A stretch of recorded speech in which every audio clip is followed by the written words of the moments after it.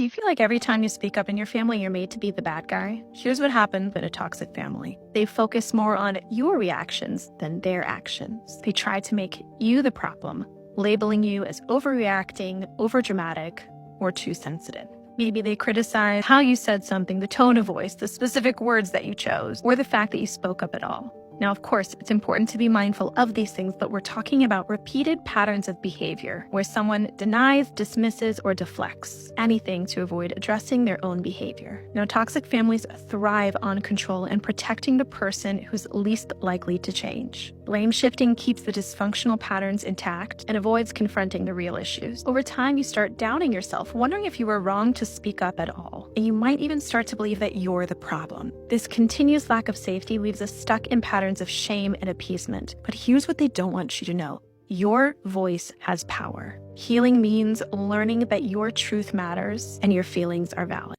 Toxic family members suffer from entitlement issues. They think that they are entitled to mistreating you simply because you are related to them. But the reality of the situation is that no one on this planet is entitled to mistreating you. Not your mother, not your father, not your husband, not your wife, not even your children. When it comes to toxic family members, set your boundaries. And when your boundaries are being disrespected, that's when you set the highest boundary. It's called no contact. It will shock and confuse them because they think that they are family, so they can get away with any form of disrespect towards you. They say blood is thicker than water, but love is thicker than blood. So the family that you come from, they're only called the family of origin. If they're not treating you with love and respect, then you dismiss them. You want to know something that just does not sit right with me? When you have a patriarch or a matriarch of a family and they preach God first, family over everything, but inside their own families they breed nothing but division, pain, lies, drama, trauma, basically the opposite of peace, unity, and truth. And it just makes you wonder, is it God first? Is it family over everything? Or is it them first? Is it them over everything?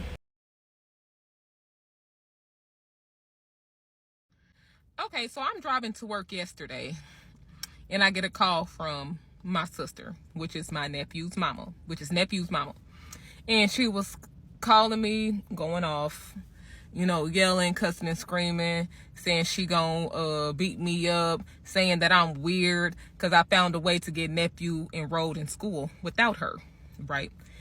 Ever since I got my nephew, months and months and months ago, I had to take him to and from school because his parents did not have him in school.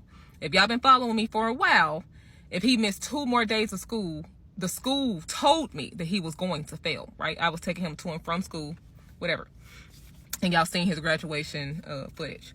So since him going to school in the 8th grade was an issue for the parents, I had already started contacting them soon as summer started, months ago, about getting nephew enrolled in high school, right?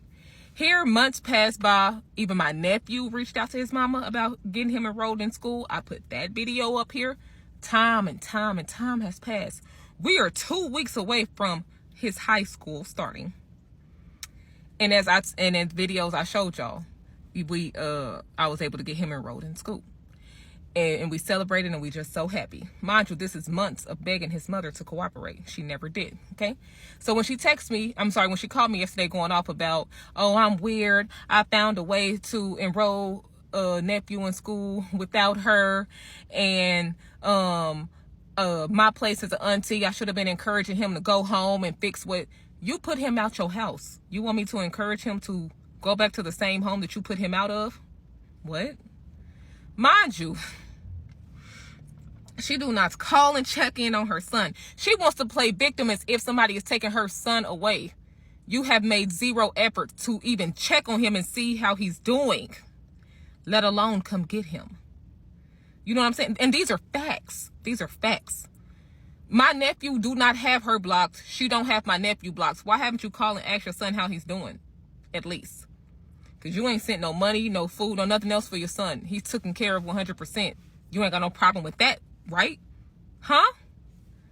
She want to play victim so bad. She's trying to paint the picture to the family as if I'm taking her son away and I'm turning her son away from him, turning her son away from her. Honey, we don't talk about you.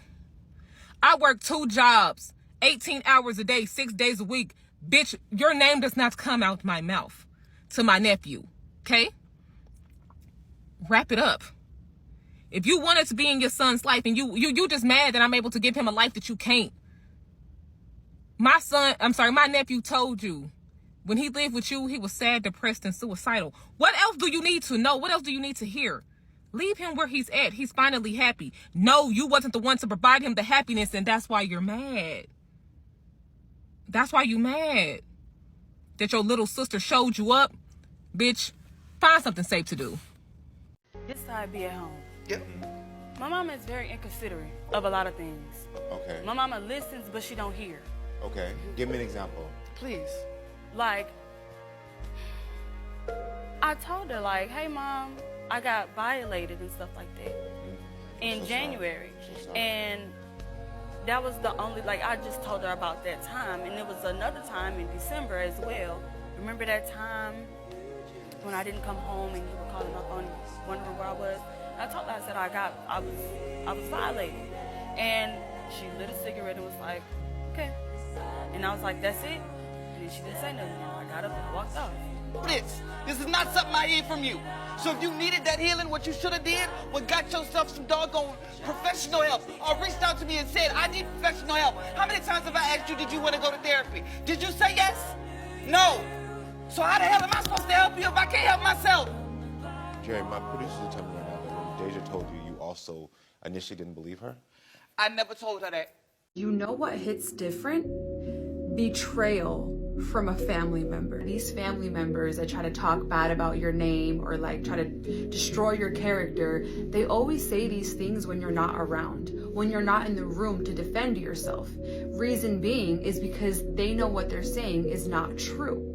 They don't want you to defend yourself. They just want to be able to talk bad about you. The reason why they talk bad about you is because they cannot stand the fact that you are so secure with yourself. They cannot stand the fact that you have a glow to yourself. They cannot stand the fact that you are doing so well for yourself. And they can't understand the fact that God keeps on blessing you no matter how much they try to destroy you. I'm here to remind you again, yes, it's okay to not talk to family members ever again for being toxic, talking bad about you when you're not there, not giving you the space to defend yourself. And on top of that, I like to end it with this. You don't owe anybody an explanation. Why would I have to tell a grown adult what they did wrong when you know what you did wrong, but you're just wanting to play dumb so you don't have to take accountability? I'm not going to do that. See, one thing about me is I could ghost people, and I could ghost people pretty well, especially if I feel like all I've done for you is help you and be there for you, and in return you stabbed me in the back, you betrayed me, you talked bad about me, you talked down on my character,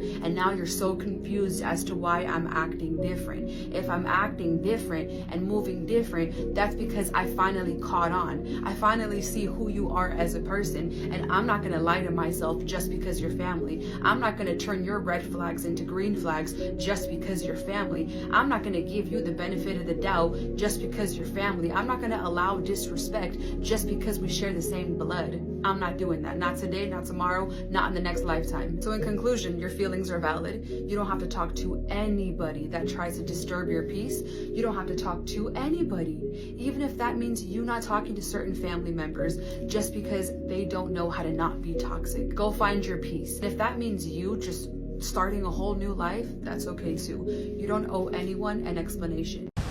I don't know who needs to hear this, but your own family is going to talk trash about you when you're in the process of breaking their generational curses and behaviors. This work isn't for the weak.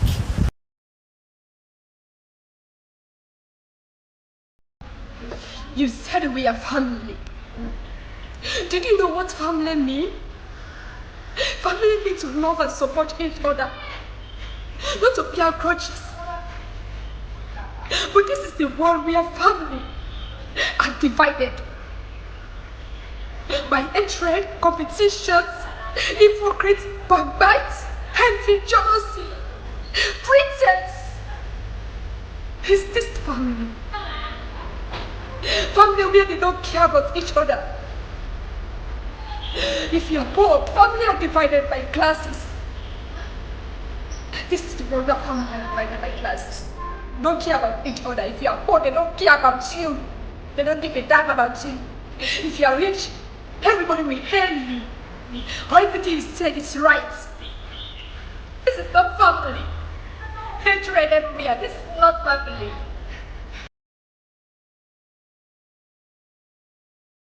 You are not a bad person for not talking to certain toxic family members. You are not a bad person because you chose peace over chaos. You are not a bad person for removing yourself from a situation where you are constantly being gaslighted, manipulated, or even being talked down to. It's not easy to walk away from toxic people that you can still love, toxic or not, because you're choosing yourself. I think a lot of the times people want to villainize you, right? They want to villainize us for not being around toxic family members, right? They act like we're the bad guy because we actually got up and left, right? You're not the bad guy. No one knows how your family makes you feel but you. No one knows the trauma that these toxic family members have caused you but you. No one knows how hard it is being you but you. So do not let anybody's dusty ass opinion make you feel like you made the wrong decision by walking away from people that didn't even value your existence to begin with. We live in a society where a lot of fixed mindset people love to say, how dare you not talk to them? That's your mom, that's your dad, bro, that's your sister, that's your brother. How could you do? I don't want to hear it. Everyone loves to talk about your reaction to their disrespect, but no one wants to talk about their disrespect and why you're now moving the way that you're moving, which is away from them. We live in a world where a lot of people expect you to stay around your family members, even if they're being toxic, even if they're being manipulative, even if they're gaslighting you, even if they're being verbally abusive, even if they're being emotionally abusive. There are certain family members that you just have to love from a distance in order to save yourself, to save your mental health, to save the life that you've created for yourself, and to save the peace that you've created for yourself. I don't need that conditional love. I'm good. If it's not unconditional, I'm out. I'm just here to remind you, you are not the bad guy, and you will never be the bad guy for choosing peace over chaos, okay? I love you. Many of you, like me, have had family members treat us like crap, treat us terribly, perhaps when you were growing up or even until this day. When I was growing up, my family and I were treated awfully, terribly, by family members who had a measure of success, a measure of wealth, who were very successful, in fact, and we were poor. And trust me, they let us know that we were less than to them. They made us feel worthless. They spoke down to us, maybe because they bought us some groceries or they helped pay a bill. And as a result, felt that they had the license to dictate, to instruct, and to make us feel really stupid. Many times. Now, I was on a TikTok live yesterday and somebody asked me if it's okay to hold a grudge against a family member, and that's what inspired this message for you today. I don't believe it's ever okay to hold a grudge against someone, against a family member, purely because the grudge only harms us. It does not affect them in any way. Most times they don't even care that you're offended or hurt or carrying some sort of trauma from your childhood or to this moment. So a grudge harms us. It doesn't harm them, and nor should we want to harm them. Now, many of you will talk to me about forgiveness in the comments section. I do believe in forgiveness, and I have forgiven those family members who have treated my family and I terribly. Forgiveness to me, though, does not mean that I'm foolish enough to allow them access to my family and I to perpetuate that toxic circle and cycle any longer. Now, forgiveness to me is also for me. It's not about them. Because I, my friends, do not want to carry that toxic energy through my life. You see, when you make it, when you're successful, all of those people that treated you badly suddenly want to be in your corner because now you're in their level, you're in their lane. Suddenly you can be spoken to like a human being and you have the right to cut them off. Now, some of you might disagree with me and that's all right. I cut off people who are toxic. I cut off people who treated us terribly when we had nothing. You see, the way you treated me when I had nothing is exactly how you should treat me right now, when I'm accomplished, when I'm doing well for myself. Because we've done this. We've worked hard. We've worked terribly hard to get to where we are. And we choose.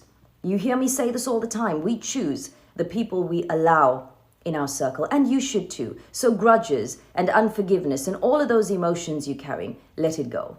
It doesn't harm anyone but you. You're the one reliving those emotions. And you know what? They don't deserve to occupy that space in your heart and in your mind. They don't have the right to still affect us to this day. See, I can tell those stories. They don't bother me anymore, but they remind me of how people treat others who have less. So if you have a family member or family members who are treating you less than you deserve, you have the choice to cut them off. In fact, I don't believe we should have any toxic energy in our lives, regardless of the relation people have to us. So if you connect with this message, leave me a comment in the comments section. And to that young man that spoke to me on the live yesterday, I hope my message yesterday and today reaches you. Holding the grudge hurts you, my friend. It does not affect them in the least. They don't even care that they've hurt you. Let me know what you think. My name is CJ Benjamin, always in the mood to make it right. Unfortunately, sometimes it's family. Certain family members and relatives that always have something negative to say. They always tearing you down. And they think in their mind, just because they're family, that you're supposed to get over it. You're supposed to deal with it. And family members will hurt you the most and bring you the most pain and cause you the most pain. So you're going to have to learn how to love them from a distance to protect your mental health and protect your sanity, right?